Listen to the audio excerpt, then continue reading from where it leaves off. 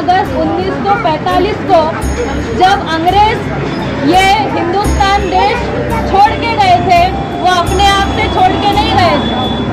उनके खिलाफ हमारे स्वतंत्र सेनानियों ने आंदोलन किया था कि आप ये जो जुल्म हमारे हिंदुस्तानियों के ऊपर कर रहे हो और हिंदू मुस्लिम और जात जात में झगड़ा लगा के गरीबों को गरीब करने का और लूटने का काम कर रहे हो, ऐसे अंग्रेजों को हमने बोला था कि भारत छोड़ दो।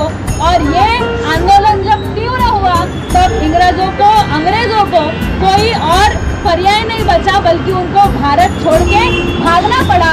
और जाते जाते उन्होंने आज अगर हम ये स्वतंत्रता दिन मना रहे हैं तो इसकी शुभकामनाएं मैं आपको जरूर दूंगी।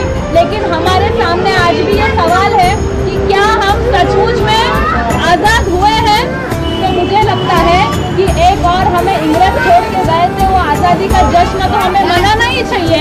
लेकिन आज भी इस देश का गरीबों के सामने जो सवाल है, इस देश की महिला के सामने सुरक्षितता का सवाल है, इस देश के बच्चों के सामने शिक्षा का सवाल है, और इस धारावी के सामने आज जो लड़ाई खड़ी है, इस जैसे जो सवाल है, इस मुसीबतों से आज तक हम आज़ाद नहीं हुए हैं।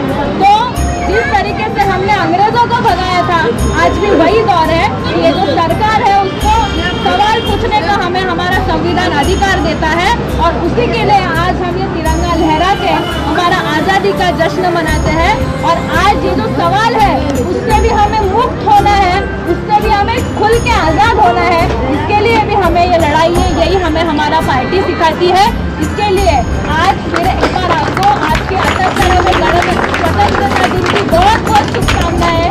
और आज़ादी का मतलब यही होता है कि हर जुल्म के खिलाफ बात करना और उसके खिलाफ आवाज़ उठाना, यही आज़ादी का असली मतलब है। आप सभी को स्वतंत्रता दिन की बहुत बहुत शुभकामनाएं। इनकलाब जिंदाबाद।